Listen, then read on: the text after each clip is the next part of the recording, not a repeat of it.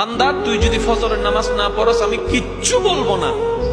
তুই ঘুম থেকে উঠার আগে সকাল বেলার সেই পেটের ক্ষুধা নিবারণের নাস্তা আমি রাজ্জাক রিজিক ব্যবস্থা করে দিব। আমি আমার যা দায়িত্ব সব পালন করব। তুই নামাজ পড়লেও করব, না পড়লেও করব। আমি দিলেই তোর খাবার, আমি দিলেই খাবারটা রান্না হয়, আমি দিলেই খাবারটা হাতে উঠে, আমি শক্তি দিলেই তো মুখে যায়, আমি ডুব গিলার ক্ষমতা দিলেই তো তুই ডুব গিলতে পারিস। ওই খাবারটা পেটে গিয়ে আমি আল্লাহ হজম করাইলে তো হজম হয়, না হয়তো বদ হজম হয়ে সারা দিনের কান্না হয়ে যায়।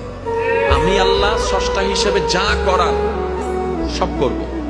তবে আমি তোকে নতুন করে বলবো না নামাজ পড়, আমি তোকে বলবো না সুদ খাইস না, আমি তোকে বলবো না বউ পিটিস না, আমি তোকে বলবো না যৌতুকের জন্য অত্যাচার করিস না, আমি তোকে কিচ্ছুই বলবো না ওর জায়গা দখল করিস না, আমি তোকে কিচ্ছু বলবো না তুই যখন আমার চোখের সামনে অন্য জায়গা দখল করে তুই যখন দেওয়াল তুলবি আমি তখনও দেখে কিচ্ছু বলবো না। তুই বিয়ের আগে অবৈধ সম্পর্ক কর আমি দেখবো, তারপর কিচ্ছু বলবো না। তবে তুই যদি বুদ্ধিমান হস, ভুল করলো তোর জন্য একটা সুযোগ দিচ্ছি।